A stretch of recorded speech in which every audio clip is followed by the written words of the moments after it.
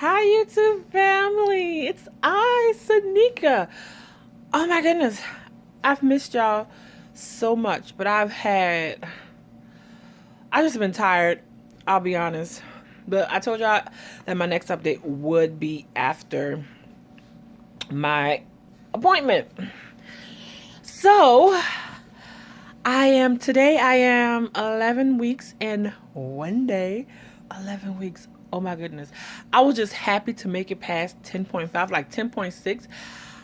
I just was like, just felt like a whole bunch of relief just came off my chest because, you know, with my, that's the farthest I've ever gotten since I've been having miscarriages. And it's just been so wonderful. It was wonderful to reach that. As you can see, I cut all my hair off, y'all. I got so tired of it. So I just cut it off again. And it was shorter than this, but it's time to grow back again. Oh well. So let's get to it. So last time I left y'all, I was 8 weeks. So I'll tell y'all what's been going on in week 8, 9, and 10. Okay, week 8, same thing that was in week 7, constantly just sick, y'all. I was nausea, vomiting, the excessive saliva, all of it. None of it is ugh. 8 point at about once I made 8 weeks, I have a Doppler. I kept reading on these forums that I'm in, chatting with other pregnant women who are due around the same time and I'm. Excuse me, y'all. Oh my goodness. It's bad today. But,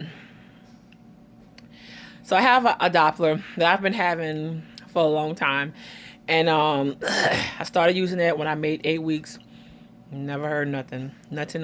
Then I noticed that it had like a short in it because all I heard was like static. So I was like, oh, I'm just gonna order me another one. But I still used it every day until my new one came in. So 8 weeks and 6 days, I heard it like briefly. It was like for like 3 seconds, if that. You're like, and then it just went away. And I was like, oh, and I couldn't find it anymore. So I didn't hear it. I didn't hear it anymore after that. And then week 9,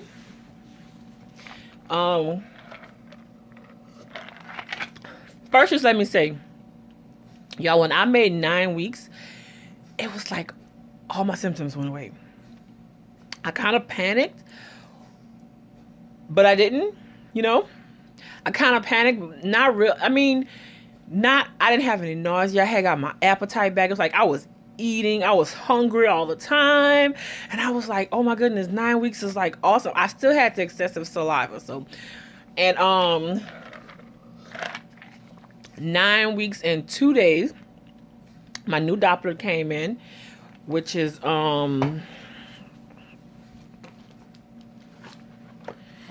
here. This one right here. Sonoline C1. So this one came in 9 weeks and 2 days. And after about 10-15 minutes, I found it. It was so glorious. I was like, oh my goodness, that's it. Oh my goodness. And excuse me. So 9 weeks, 2 days, and every day after that, I've heard my baby's heartbeat. So for 9 weeks, all I had was the excessive saliva, but I didn't have no nausea. I wasn't vomiting. But that week I had caught a cold from my niece. And me having a cold is not ideal for my lung disease, but I was coughing, and then the coughing would trigger me vomiting. So it would trigger my gag reflex. So that I coughed so much that I was throwing up. So that started in week 9, but but I was able to eat, which was like glorious. And so that was week 9. Also week 9, my spotting stopped. Now when I went to go see my doctor in week 8, my last appointment before this one, when I last talked to y'all, she took me off of Crononin because she said, you know, it was real expensive and she just felt like I didn't need it anyway, but she understood why I wanted it. So she was like, I'm just gonna put you on something. I'm put you on something, you know, similar to it, and it's cheaper. Cause you know, Crononin, I was paying almost $200 a month. I mean, not a month, a week. So she called me in a prescription. She was about to put me on Promethean, but I told her Promethean doesn't work for me. So she said, okay, I'll find you something else. So she put me on something. I don't know what it is. It just says progesterone 8%. Like the Crononin was 8%. So I don't know. Maybe it's a cheaper version. I don't know. So y'all, I go pick this up. And the lady the pharmacist was going over the medicine, y'all. And she took this out right here. And she said, okay, you're going to insert this in. Y'all, my eyes got so big. I was like, what the heck you expect me to put that? I was like, wait. I was like, wait. I said, she was like, no, you don't put this in. Then she gave me like applicators that I was supposed to hook to that and then push that in to the applicator. And I was like, oh. I was like, because that ain't going on me. That thing is huge. So that was week 9. And as soon as I changed over to that progesterone, y'all, the constant discharge stopped. Even the odor from the discharge wasn't there anymore. The bleeding stopped. Everything. Even like I used to have this constant, like, I don't know, like feeling like a itchy feeling. It wasn't like itchy, but it just felt like something, I don't know, I can't describe it, but it all stopped. So the Crononin did not agree with me. I thought it was pregnancy wise I was having all those things, but no, it was the Crononin, because now I'm on that progesterone. I have none of those things anymore. And then so that was week 9. So week 9, feeling great. Only thing I had was excessive saliva. Eating. I mean, y'all, when I say I was eating everything. Whatever I was craving, I was like, yes, give it here while I just... And 9 weeks and 5 days. It lasted 5 glorious days. 9 weeks, 9-1, 9-2, 9-3, 9-4. 9 weeks and 5 days, it all came back. I was like, oh, I was throwing up. I mean, it came back with a vengeance. Nausea all day. I was like, oh, I thought I was going to beat it. I was just like, oh. So then after that and also in week 9, I started getting gas. Oh my goodness, gas was so bad. I was having so much gas pain, y'all. I mean, my stomach looked like I was like 7 months pregnant. It was hard. I was waking up in the middle of the night to go to because my stomach hurt so bad and it was so tight. And it was always about 1, 2 o'clock in the morning when it would get to its worst. I mean, the gas was like all in my chest, all in my ribs, y'all. It was all in my arms. Like, I had to go walking like every day just to get it. Yo, that excess saliva ain't no joke. But I had to go walking and get it out, and it was like I couldn't pass gas. I couldn't burn. It's like I used to have Justin, like my husband, patting my back to try to get it out because it was like all up here, and I was like, please, I felt like a baby. He was like patting my back trying to get it out, and it's like the only time I got like real relief is when I sat on the toilet and it's like gravity just took place and it just all will come out.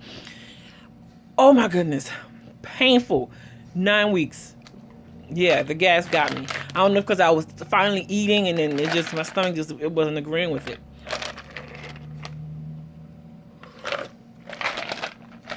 Week 10. Week 10. Let's see. Week 10. Like I said, the nausea had came back. Nausea and vomiting came back. Still had a cold, coughing. I was coughing and throwing up so much that the back of my belly button, it was like really hurting. Oh my goodness, it hurted so bad. It's like it was even tender to touch. It was like so touched. It hurted so much, and the doctor said that could be that I have a hernia. I mean, I had a hernia back there, and I had it removed, and she said it's probably coming back because of all the throwing up and everything. It's coming back. So very painful. Week 10. Let's see. So I don't really. It was just last week. I had a lot going on. I don't even remember what. Like I said, the nausea and all that came back. I still have gas. It just wasn't as intense as it was in week 9. I started having headaches in week 10.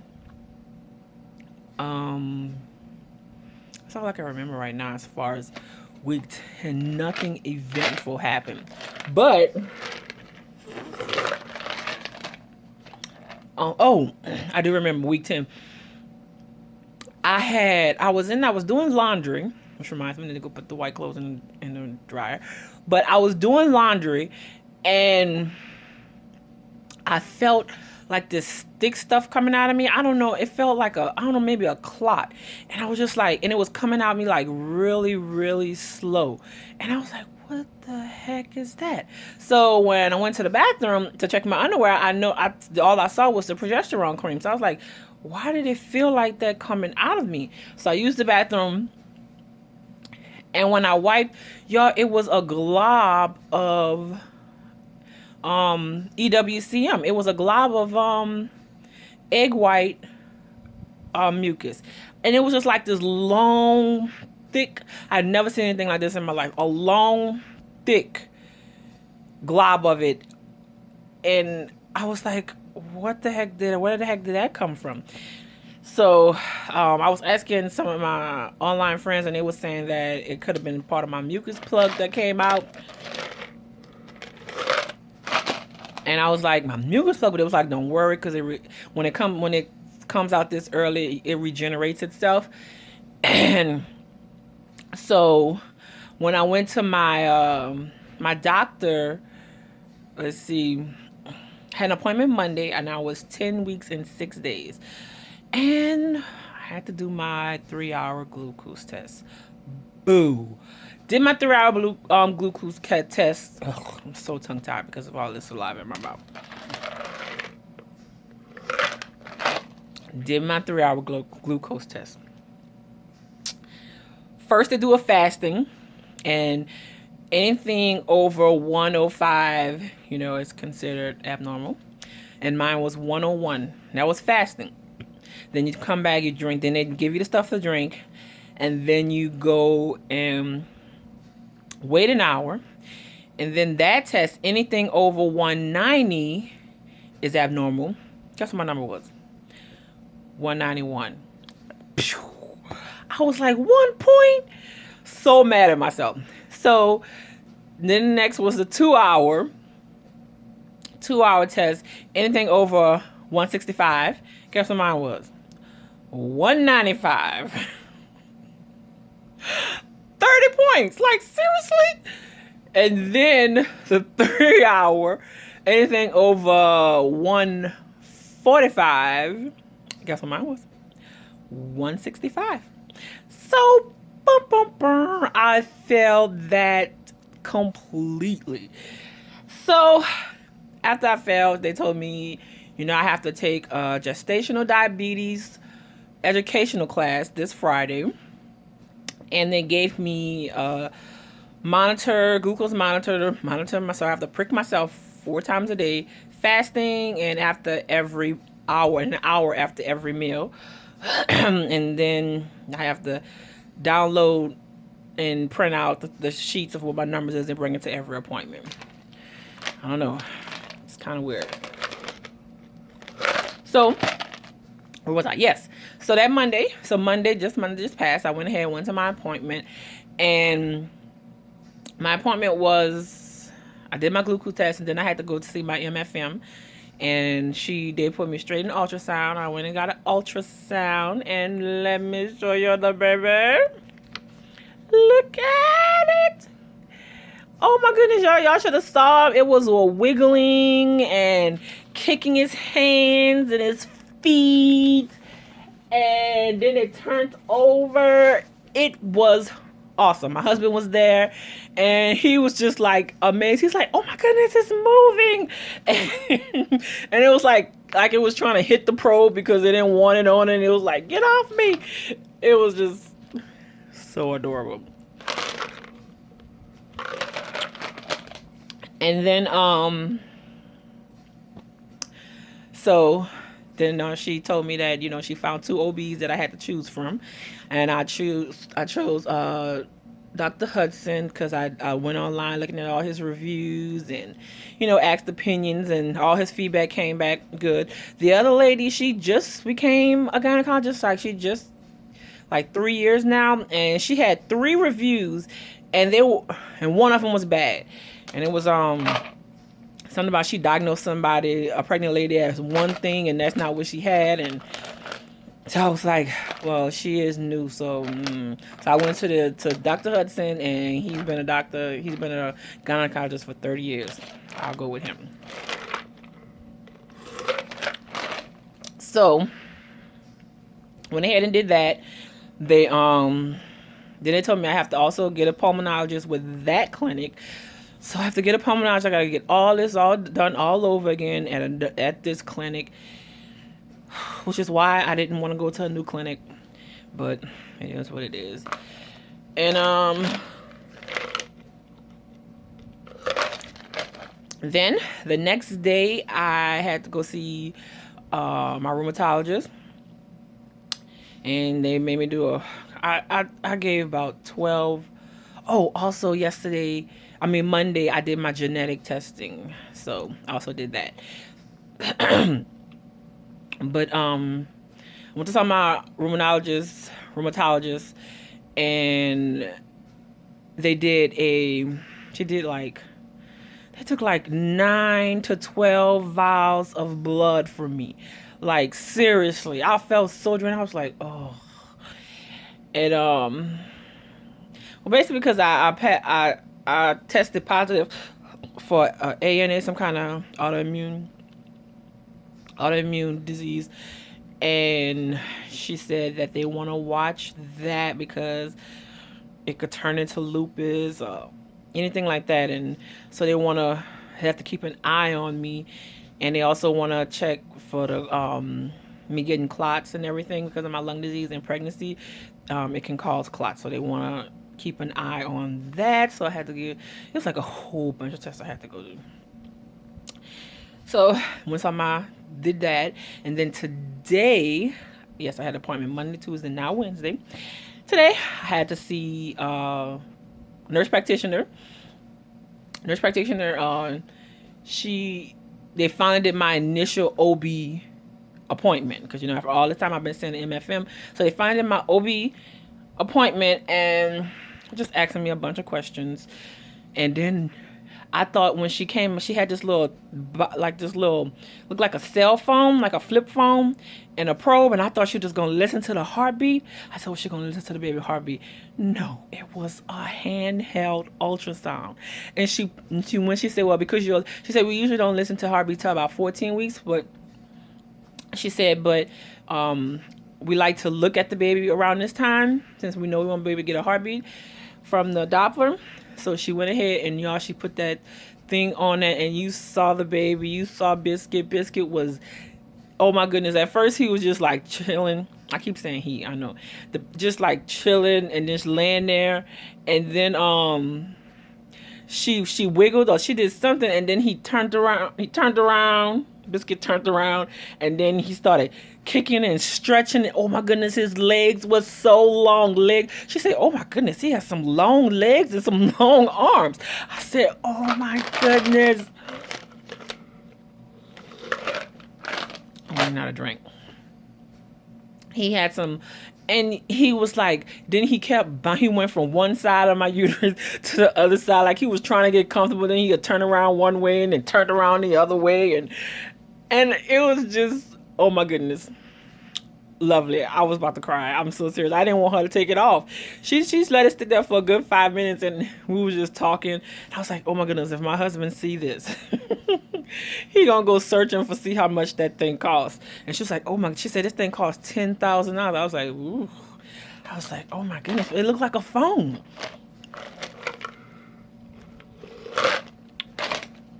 And that, y'all, is my appointment. My blood pressure has been normal, except for a few times when I checked it at home, like when I had that headache. My bottom number was always in the hundreds, and my top number was always low. So I don't know what that was about, but when I went in, she said like it's normal now. So, she's like, I don't want to put you on any medicine, And then she gave me something for the excessive saliva. She gave me a prescription, and it's supposed to dry out my mouth to keep me from having so much saliva. And she said, so when I went to go pick it up today, the pharmacist was like, you can't take this. I still have the cold. She told me I cannot take that. She was like, she showed me all kind of studies where it was done where, they had birth defects from taking that. She was like, it's not suggested for pregnancy. So I was like, but my MFM, she the one that prescribed it. And she said, well, I'm gonna call her and make sure that this is the right thing that she's meant to send. She was like, because she was like, me, I can't feel right giving you this medicine knowing that they have all these things. She said, even, on the thing it's saying that it says that no studies have been done on pregnant women, but the pregnant animals that they did it on came back with defects, like short growth of the arm on the femur leg and something else, some other things they were saying. But y'all, this is already over 22 minutes. I knew it was gonna be kind of long because this is week 8, 9, and 10. But I just wanted to give y'all an update. I wanted to let y'all know exactly what was going on because a lot of people had been sending me messages asking me for an update. So everything is everything, y'all. I'm like completely blessed. I listen to my baby heartbeat every day, sometimes 2, maybe 3 times a day. Especially if I feel like I have no symptoms, I'm like, oh my goodness, I feel fine. I hurry up and go grab my thing just to listen, and I can find it like now in like 2 minutes. It's only one time it took me a long time, and that was my first time ever checking in the morning. And I'm thinking like baby was asleep, Biscuit was asleep, He was like sleeping, snuggled all the way in the back. Because usually, that was another thing I want to tell you. I feel like little flutters. I feel balling up, like if he balls up. My son used to do that. And also, they was telling me about my oxygen that I have to wear. I think I told you I have to wear it all the time. She said because my oxygen cannot get past 94. She said it can't be under 95. Can't be under 95. 94 and under can cause my uterus to contract. And placenta to like deaden and peel off or something like that, she was saying. So I make sure I wear my oxygen at all times. One time I didn't have it on. I was coming from the living room to I was just getting out the car. And I was, usually I leave my oxygen tank in the car and then I walk in the house and then I go put it on because it's in my bedroom. And and I didn't do it right away. And I was like, and she had just told me, I said, well, let me check and see what it is when I'm not on my oxygen as much. And when I put it on, it was 83. I was like, oh my goodness, I had to hurry up and grab my oxygen. I'm like, 83? That's not good at all. I mean, my 80, I'm not supposed to have anything under 89 just for my organs. So just imagine what my baby wasn't getting nothing. But yes, feeling the baby. So 9 weeks, 6 days, y'all. I was listening for the heartbeat. And I was putting it on, I was on the left side. Like most of the time it's on the left, like cuddled like in the corner of my pelvic bone. And I I had put it there, and I heard it for like a second, and then I felt something go, and then I felt it on the right this time, and so I went over there to exactly where I was feeling the pressure at, and then that's where it was. I said, "Oh my goodness, that was the baby I felt all this time." It was like some bubble feeling, and then it was like, and then pressure, like it was like poking itself out, and I put it right where I was feeling the pressure, and there it was. I was like, "Oh my goodness, so this is baby I'm feeling." I didn't know what the heck I was feeling. And that's how I can tell whether baby. I can tell exactly when I'm doing. That's why it doesn't take me long to find the heartbeat, because I can actually feel it. Like, especially when it has that, it is trying to poke itself out. I gotta go, y'all. I'm so out of breath. Oh, and it's 25. Too long. I don't even think I haven't done a video in this long so long. All right, I am going. I just took Unisom and B6 because of my nausea, and I feel like I was about to throw up, so I said, let me take this. And I'm starting to wheeze, so I have to take me a puff. So I gotta go. But I just want to say thank y'all. Thank all my new subscribers, for all who are still watching. I know this is a long video, but it's out there now. So if you're still watching, praise God. And I just want to let everybody know that I am praying for you, like I am praying for you, Kay. I pray that what you're going through, that it is nothing. I've been praying for you. I prayed for you all last night. I prayed for you this morning. And I really pray that it's nothing that can't be fixed instantaneously, you know? And congratulations to all the BFPs. Congratulations to everybody that's in the second and third trimester. Oh, I can't wait till I get there. And just for those who are still trying and dealing with infertility, I just don't give up. Don't give up, because you're 6+ years, and here I am, 11 weeks pregnant, and it was hard to get to this point, but it helped me appreciate getting to this point, to where I'm at right now. Like, I'm just so grateful and so thankful. So just keep going. Keep going. Everybody has a fallback, but just keep doing it, y'all. And that's all I got to say. But just remember, more prayer, more power.